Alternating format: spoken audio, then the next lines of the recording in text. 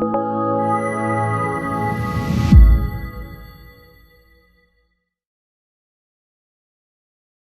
guys, it's Ben from RBT South Melbourne here. Just a little follow-up on, I wanted to touch on sleep.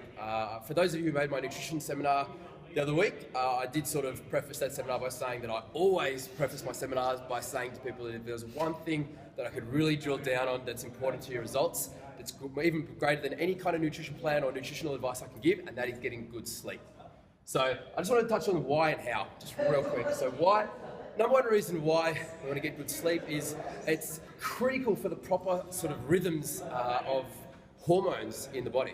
Okay, so certain hormones that relate to utilization of body fat for energy, stuff to do with like your hunger hormones, hormones that signal to your body what its energy stores are, so like what your body fat, how much you have and how much is readily available for it to use, the sort of signals that it sends to your brain. So the reason that's important is because if they're all disrupted and all over the place, then your body doesn't know what's going on. And if you've got body fat to lose, it may think that that's not the case and may in fact be telling you, you need more energy, you need more food, you need more calories. And that's not a situation you want to find yourself in. So number two there is obviously to hammer home with this, with any of our transformations or body composition stuff, is burning body fat. So some of the really important stuff that you'll get through sleep is growth hormone. In fact, when you sleep, a good 8-hour good night's sleep, your growth hormone levels, which is a very potent mobilizer of body fat for energy, increase up to 600% greater than during the day. Okay, so growth hormone, that's something that the stars will pay big money for, to change their body shape, to get better recovery, to help, you recover from all your gym sessions in here and to look better. They'll pay heaps of money for that. Okay, and you get a chance to get that every single night through a good night's sleep. Third thing is cognition and willpower. So the fact of the matter is, and I touched on this in my nutrition seminar, we make on average 220 decisions on food every single day. Now you might not think that, but it happens, okay? And when you don't sleep well, all your decision making is out the window, okay? You're bad. You have problems with memory, with recall, articulation, decision making, and willpower. So the fact of the matter is, I talked about willpower in my other seminar as well, is that consider willpower like a tank. That's what a lot of experts kind of use the comparison of. And then as the day goes on, the more decisions you have to make throughout the day, the less willpower you're going to have come the evening. So if you've had to make a lot of decisions or your willpower is sapped, then you're going to make poorer decisions later on, especially in regards to maybe coming to training or in regards to eating the right foods, okay? So one of the best ways to increase willpower is to ensure you get a good night's sleep.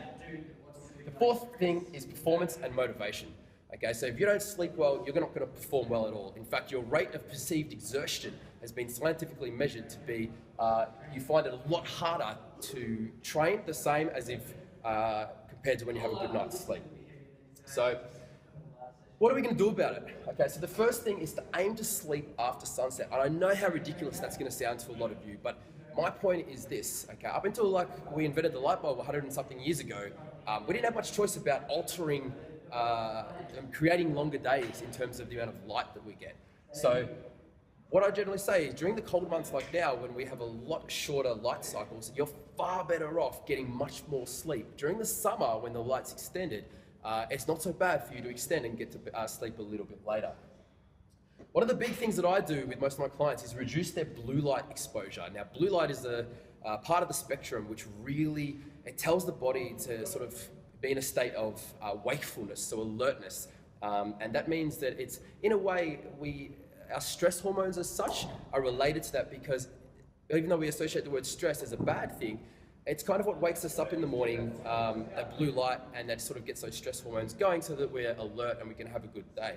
The problem is that we tend to carry over that blue light, okay, exposure through artificial lighting. So when you're at home and you've got the lights on after the sunset's gone down, when you're staring at your plasma screen TV, when you're looking at your iPad or your iPhone, these are extremely strong sources of the blue light spectrum, okay?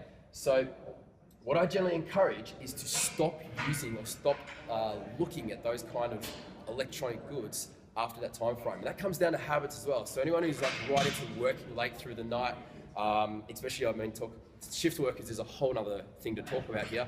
But anyone who's checking Facebook or social media or reading on their iPad or tablet or something like that. Those are the habits you want to get out of, okay, particularly after the sun goes down. The alternative to this is to buy yourself a pair of blue blocker visors, okay? So like glasses, that they're orange and the lenses basically don't allow the blue light to come in, okay? So what that means is that even though you're under light, your body is not perceiving that part of the spectrum, so that you can start to switch off, relax, and start producing particularly melatonin, which is one of the main things you want to get throughout your sleep so that you recover well. So my advice is generally you can jump online, just look for a pair of blue blockers. They cost you about 20 bucks. You can purchase them, and then after the sunset, so the sun goes down, get yourself to start wearing these blue blockers, particularly if you're looking at like your TV, your computer, or your phone. Third thing is create darkness. Like I was living in an apartment in Docklands not too long ago, and the room just didn't get dark. I didn't have good curtains, so I went and bought something to put over my eyes when I go to sleep. So if your room doesn't get dark enough, and that means you shouldn't be able to see your hand that far in front of your face. If you can see your hand, the room is not dark enough, and you're not going to get the benefits of what sleep should be providing you. Okay. Second thing to that would be also not to just create darkness, but create silence. Okay. So if that just comes down to getting a pair of earplugs, if you're in an environment where you can get woken up through noise.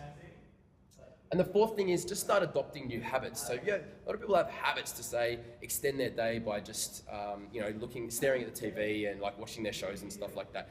And this is what I sort of say to people is if you extend your day by 25%, then you can expect your body to want 25% more calories. That's how the body works. And the bad thing about this cycle is the less sleep that you get, the worse you burn fat for energy, and you start using more carbohydrates for energy. Now that's bad for two reasons. One, we're not dropping body fat, and two, you're using more glucose or carbohydrates for energy, which is sapping you of the carbohydrates stored in your muscles that you should be using here in the gym. Okay? So you feel worse, you don't burn fat, and you burn through the good stuff that you should be using here for high energy stuff. So adopting new habits, one of the things I can say to you guys as well, there's plenty of audio books or normal books that you can get that go through sleep habits and what you can do to get some more sleep. So that's all for today, guys. If you've got any questions, just post them in the comments and come up and see me in the gym. And I hope that's useful information. Thanks.